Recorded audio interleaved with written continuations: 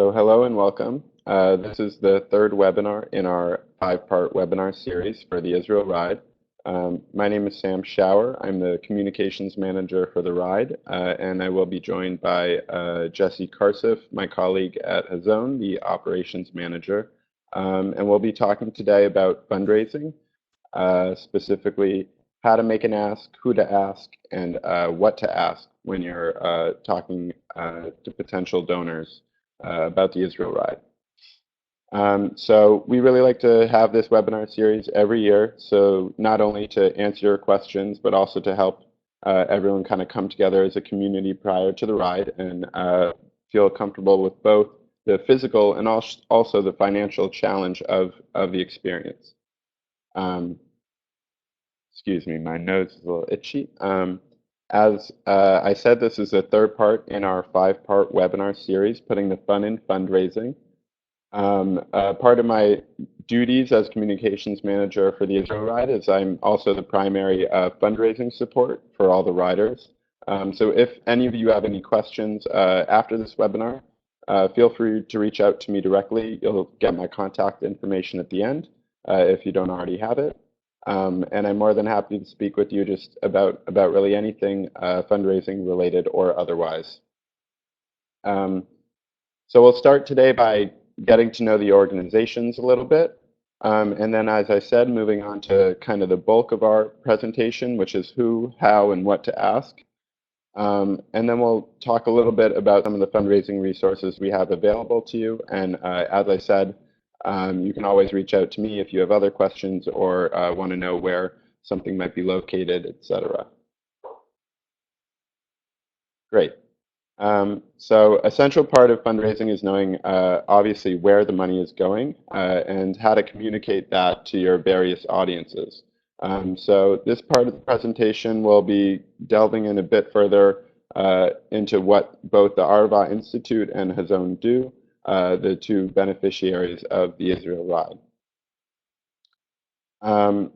So first, I wanted to just explain kind of how the proceeds of the Israel Ride get distributed, so that if this is something your donors might ask, and also just a good thing for you to be aware of.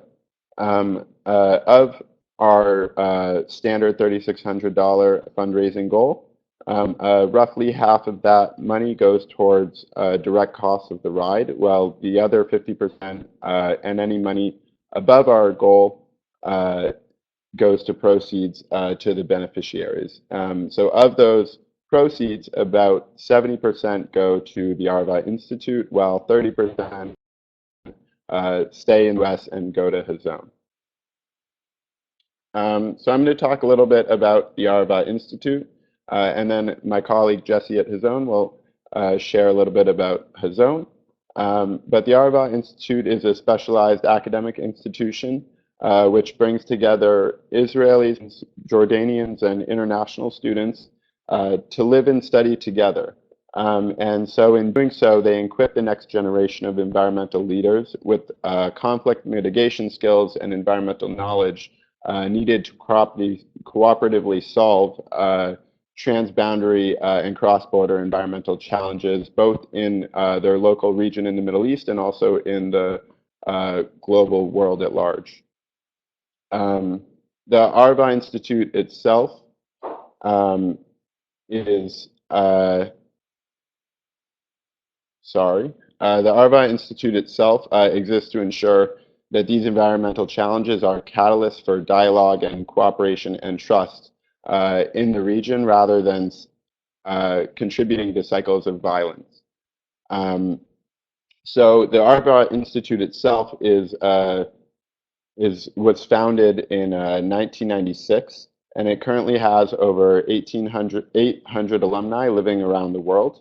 And these alumni share global consciousness and an entrepreneurial spirit, and are advocates for cooperation, knowledge, and pressing environmental and social issues in the region and world at large, and are also committed to sustainability.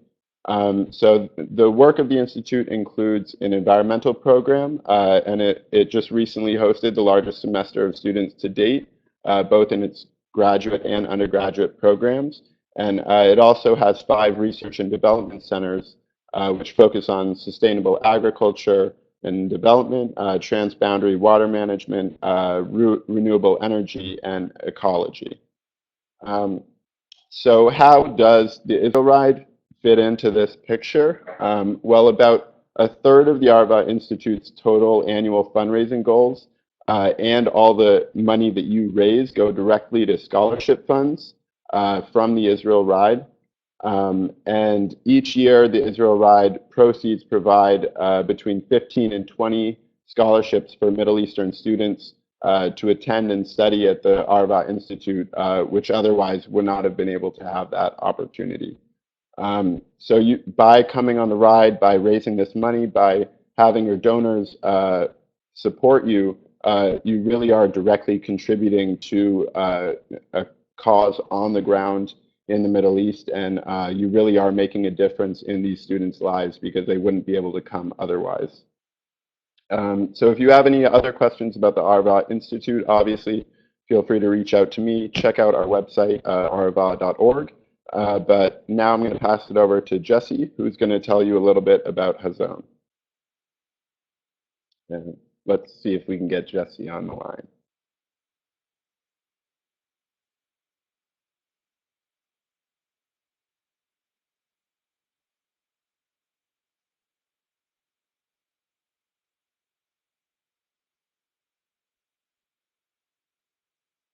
Great.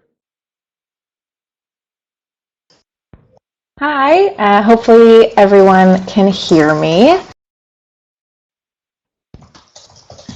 My name is Jessie Karsif. I'm the operations manager for the Israel Ride. As Sam said, I work directly at Hazon, and I'm happy to explain a little bit about Hazon. Hazon was founded in the year 2000 by a lovely British man named Nigel Savage, and he really wanted to bridge the gap between his two passions, that of Judaism and Jewish life, and environmentalism and sustainability. And so our motto and our hope is that we try to create a healthier and more sustainable Jewish world for everyone, and especially through a Jewish lens. One of the ways that we do this, we offer many different programs across the United States. We have a home base, I would say, in New York, and then our retreat center in the Berkshires. It's called the Isabella Friedman Jewish Retreat Center, which had been its own organization up until 2 years ago when Hazon and the Isabella Friedman Jewish Retreat Center merged. And the programs that we offer both at the Friedman Center and across the country focus on food education, sustainability, environmentalism. We offer a lot of Jewish holiday programs. One of our big goals is to kind of be able to welcome people of all different streams of Judaism. So all of the food is always kosher at our programs, and we try and make things, if it's over Shabbat, to be Shabbat friendly for those who are observant. And we offer many different ways that people can explore their Judaism and meet people in other Jewish communities from different places. Obviously, we don't not accept folks who are not Jewish. We are a very welcoming community and organization. And so we're always very excited to kind of get people from different backgrounds and different perspectives to any of our community programs. We do have offices in, like I said, the one in the Berkshires, the Isabella Friedman Jewish Retreat Center. Our main office is in Manhattan in New York. We have some staff on the ground in Philadelphia. We have in the Detroit metro area. We have in Boulder and Denver, Colorado. And we also work out of San Diego. And of course, are always looking to get in touch with folks in other areas. So many of these programs, as I was mentioning, the retreats at the Isabella Freedman Jewish Retreat Center, many of them are Jewish holidays or Jewish spirituality. We do a lot of outdoor food and environmental education programs. So a lot of those will be, because we're in the Berkshires, which is just such a beautiful kind of mountain area, we do try and involve a lot of outdoor activities. A lot of culture and community, so bringing people from different aspects of life and different walks of life to come to the retreat center. Teva is our program for young people, for children. Basically, we partner with day schools in, for the most part, the tri-state area to bring them up to the Isabella Freedman Jewish Retreat Center to get the kids into nature, get them farming, get their hands dirty, and get them to learn more about the environment and farming.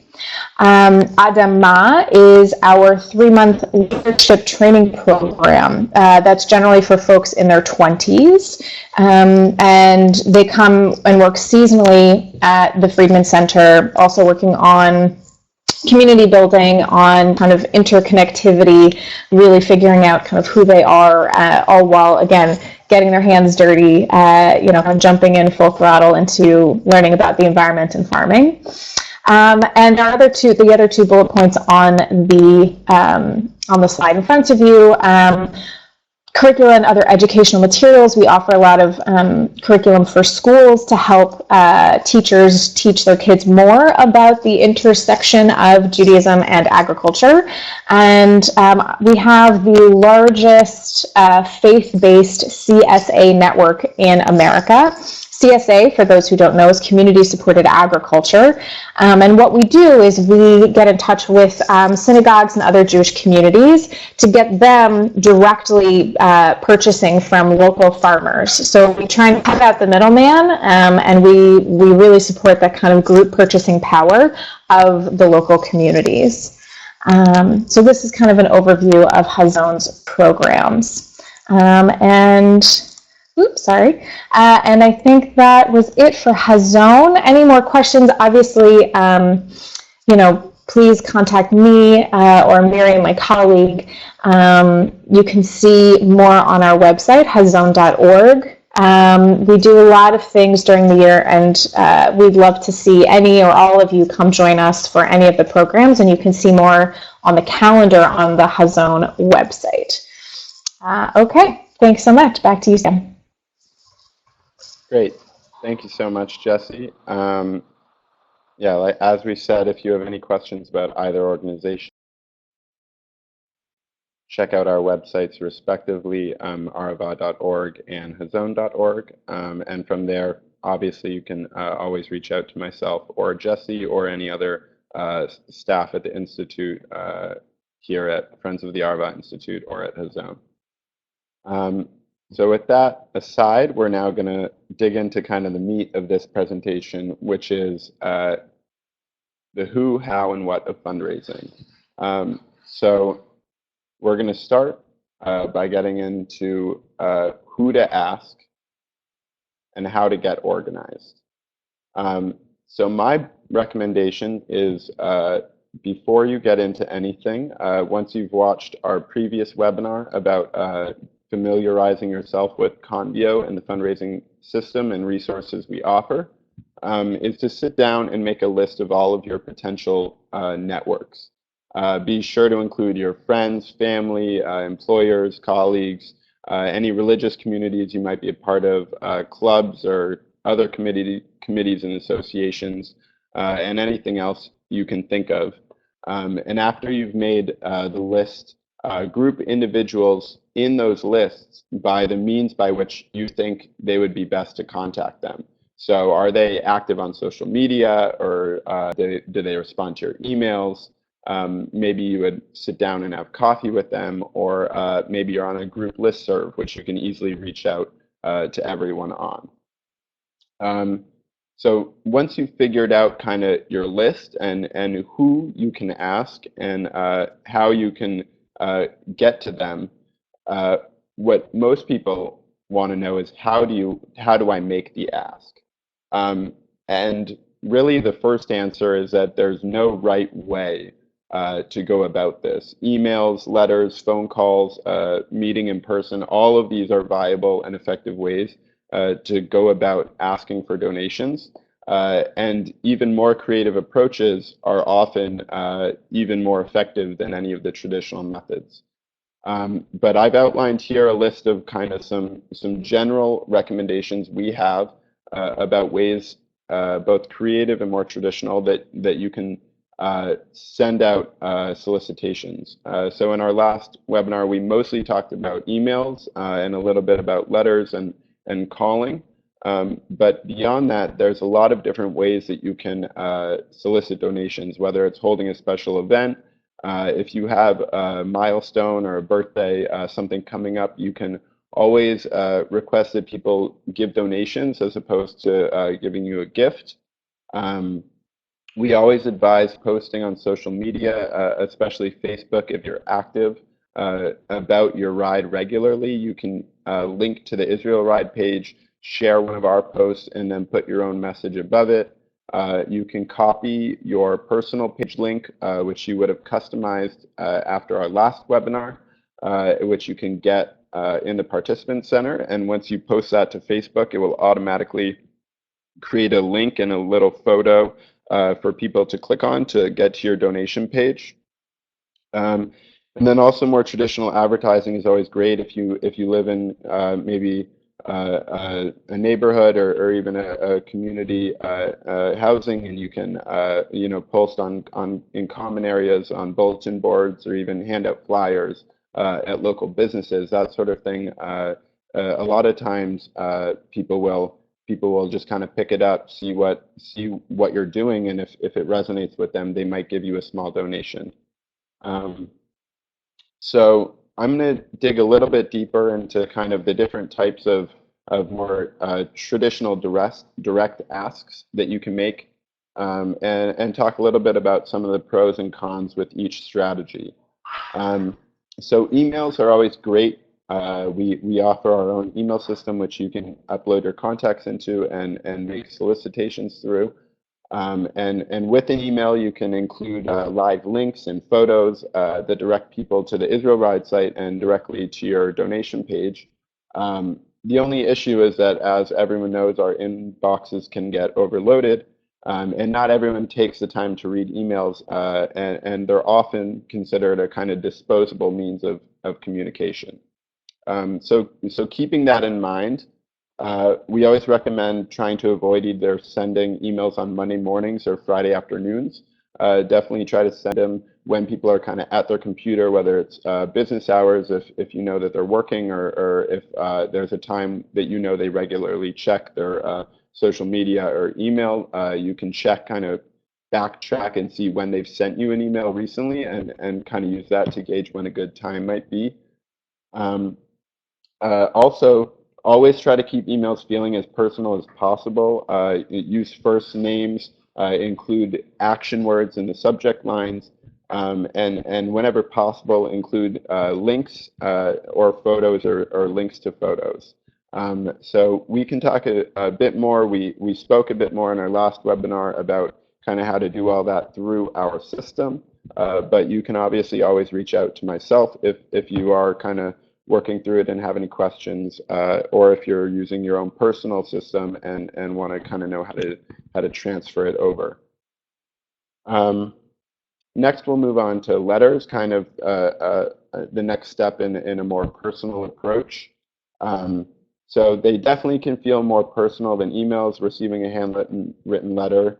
And particularly if you put a photo in them, people tend to really enjoy reading them.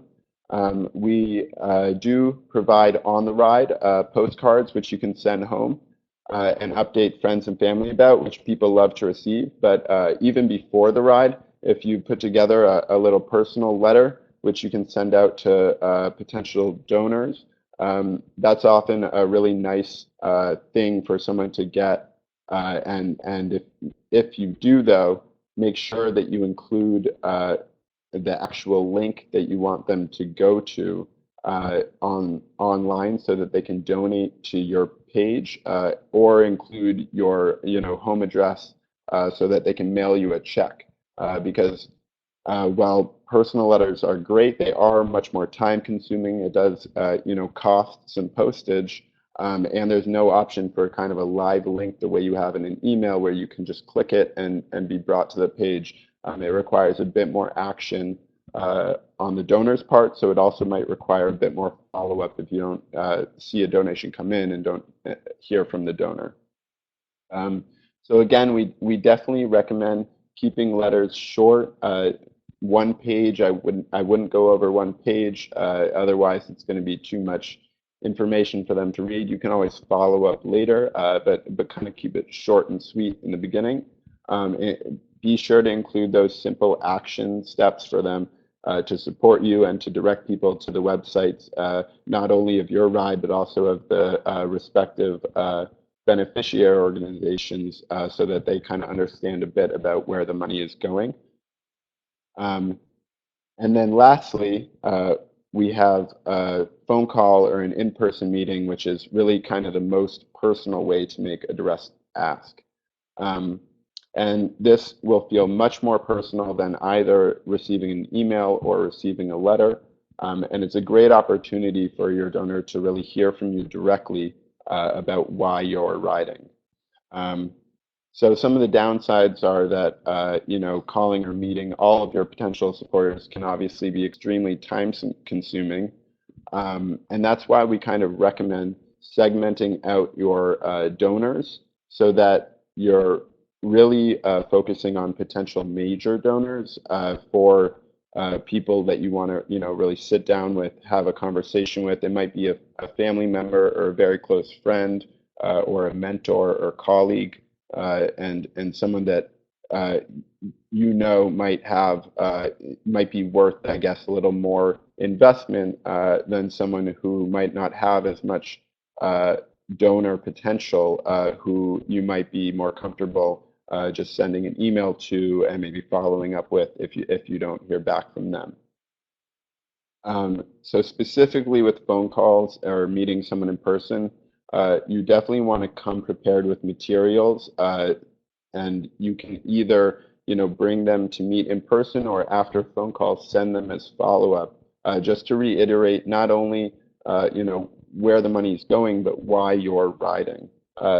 So we're about to get into kind of the ways to ask, but throughout all of this, I want you to keep in mind that the more personal you are about why you're participating on the ride, and the more honest you are about the experience, the more encouraged your donors will be to give to your ride. So if this is to celebrate a milestone, if you haven't been to Israel in a long time, if you're going for the physical challenge of the ride, whatever your reason for registering might be, make sure you tell that and express that to your donors, because the more excited you are about the ride, the more excited they will be about supporting you. So again, I really only kind of delved into detail about these direct ask approaches, but we certainly recommend taking a more creative approach to it. And I'm going to talk just a little bit about some of these alternative ways to ask. So holding a fundraising event can always be great. We have a few examples here, but it doesn't have to be limited to that. You could have a bake sale. You could have an event where people, it's free to attend, but a recommended donation, or it might be a mandatory cost, which is a donation to your ride. Both can be effective strategies. Oftentimes, if you talk to a spin studio or a local JCC or another organization you might be affiliated with and have a relationship with, if you explain that you want to host an event for your ride and explain what that is, even if it usually costs to reserve space, oftentimes they might give it to you for free because it's for a nonprofit organization. Oftentimes they might do it at a reduced price, and then you might have to charge a mandatory fee for attendance, but then anything made over that would obviously go to your ride. Personal gifts I spoke about a little bit, but again, oftentimes if, for whether it's a bar bat mitzvah, birthday, anniversary, or Hanukkah, any other holiday where a milestone where you're receiving gifts, you can ask your friends and family, hey, I don't really want anything this year. Instead, can you please use the money you would have used on a gift and donate it to my Israel ride? This can certainly be a really effective way to get a lot of your goal in. Social media, again, we are very active on social media.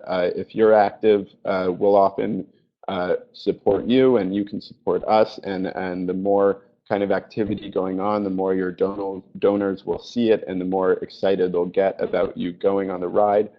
So make sure that you're including links and photos so that they know where to go from social media to actually donate to you. And then again, more traditional advertising, whether it's talking to a local publication about maybe getting some space in their magazine or newsletter, or hanging flyers around your community, or just posting on local bulletin boards, or if you're on any web serves, anything like that, certainly are all recommended. And in general, I would say the more creative you are, the more oftentimes, spin sessions or bake sales or really creative events, things that really get people excited to come, that's what will bring in the most money. But again, as long as you're honest, as long as you're personal, and you really have a conversation with your donors about why you're riding and why they should support you, we find that every single Israel rider is able to not only meet but exceed their goal. And we've never had a case where someone hasn't attended the ride or has had an issue after the ride because they haven't been able to meet your goal. So I know a lot of you are just kicking into fundraising gear around now. I definitely recommend not putting it off too much further, and at least starting to make your lists and kind of starting to familiarize yourself with the process and with our system. And if you have any questions, again, please reach out to me. I'm always here to help, especially with any fundraising issues or concerns. Great. So we covered a bit of who to ask and how to ask. But now we're going to get into what do you actually say. So again, be inspiring. You want to lead with why you're participating, what your motivations are, and that alone can often be inspiration for a gift from a donor. So tell them what you're hoping to raise and why you're hoping to raise it. So by sharing what your goals are and where their money will go, your donors will feel a lot more confident about the donation that they're giving. And one of the most important things, if not the most important thing, is don't forget to make an ask. So don't just say, I'm riding on the ride, I'm trying to raise this money. It's always best if you say, I'm going on the ride, I'm trying to raise this amount of money. Would you please donate X amount, so that you give them a figure, so that they can kind of get a sense of what their expectation is as a donor. So that's why we recommend kind of segmenting out your donors before you ask into these categories of potential major donors, which would be anywhere from like $180 or even $100 and above. And you can kind of think about that by saying, hey, if I get 20 $180 donations, or even 10 $360 donations, I met my minimum. You have kind of your lower end donors, which is anywhere from like $18 to $36, which again, you can say, hey, if I can get 200 people to only give me $18 or 100 people to give me 36, I would also meet my minimum. And then you have the in between, where you would say anywhere from, let's say again, 32 to 100 or 180. If I can get 36 people to give me $100 or something around there, depending on what you think that donor's potential is. If you frame it in that way, it'll encourage them a lot more to support you. So I know I often have friends who will do charity runs, charity rides, and I'll kind of give a standard $18 gift because I know I can't give a lot, but I want to support them. And I know that if I give, then a lot of my other friends might give, and if we all support, then it'll be pretty easy for him to rack it up, him or her to rack up their goal. Um, so from there, a few more tips for making that ask is make them feel included in your ride. Frame it in a way that it's an opportunity for them to take a part in this fundraiser, so that even if they may not be there riding with you by supporting you, they're still supporting the causes and they're still experiencing a part of the Israel Ride and joining this community of incredible people who support incredible work. Um, don't be afraid to ask. As I said, people can always say no, or they can always tell you, it's wonderful you're looking for X, but I can only give you Y. None of that hurts. Again, it only hurts you if you don't ask and then they don't give. And last but not least, certainly, is that follow-up is key. So regardless of whether or not you get a donation, you should always continue to include the individuals you've asked in information updates as you train, as you're on the ride, and even after you return.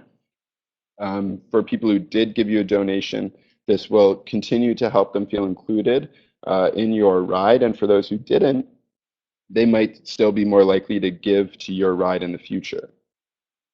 Um, and again, obviously, if you haven't, please, I would recommend watching our previous webinar where we delve a bit more into our system, and that will talk a bit more about how you can track your follow-ups, who you followed up with, who you still need to follow up with, who's given and who hasn't, and it just kind of makes it all a bit simpler. It automates the whole process, and it gives it to you right there. So lastly, we as staff are always here to help. I apologize, I made a typo in Jesse's email address, so I had to retype it down there. And I also provided my Friends of Arava email address. I also have my Israel Ride, Sam at Israel Ride email address, and either one is fine. They go to the same place. Again, if I'm kind of here as a primary fundraising resource for you guys. If you do have any questions, reach out to me. If I don't know the question, I will find out the answer for you. And you can reach out any time of day, weekend. If I'm not available, I'll get back to you as soon as I can. Great. So it looks like we still have about 20, 25 minutes for questions. We hopefully won't need all that time, but we certainly can use it if we do. So yeah, if anyone has any questions, please type it into the chat box below, and hopefully we can answer it for you. If anyone on the phone has any questions, feel free to shoot me a text at this number. Oh, you don't see it, at 617-780-0796, and I'd be happy to take questions there, or you can also email me at sam@israelride.org.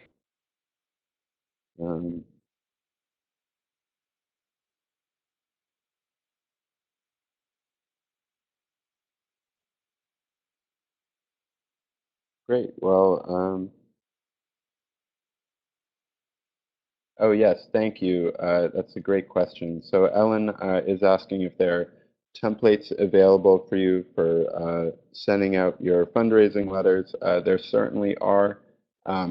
As I said, and if you haven't watched the previous webinar yet, I would certainly recommend it. It's available on israelride.org under the For Riders section. We delve a bit deeper into how to use the Participant Center, where you can find our kind of template solicitation email, what we recommend updating, and then how you can resave your new template so that you can refer back to your template.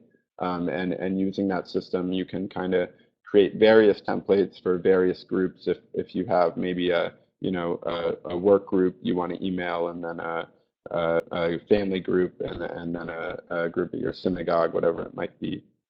I believe the templates are also available on our website. If you go to israelride.org/fundraising, let me just check now to make sure that that link is live. Otherwise, I'll provide you the correct one. But yeah, if you go to israelride.org/fundraising, you'll be brought to kind of our general fundraising resources that are available on the site, very similar to what you can get in the participant center, but available for download. And also on that same menu bar, you can see the webinars button, where you can see the recordings of our previous webinars, where this will get uploaded shortly. Ellen, not sure if I fully answered your question, so feel free to type in more if you have any more.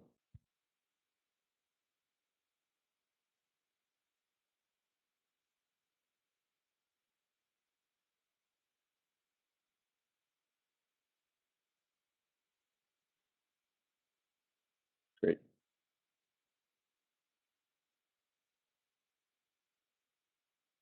Okay. Like I said, we do have another 20 or so minutes scheduled. We always like to give plenty of extra time at the end in case there are questions that come in. I'll stay on a bit longer. If you want to go, feel free to go. But again, just if you do have any questions, feel free to type them in the chat box in the bottom left, or shoot me a text at 617-780-0796, and we'd be happy to answer it.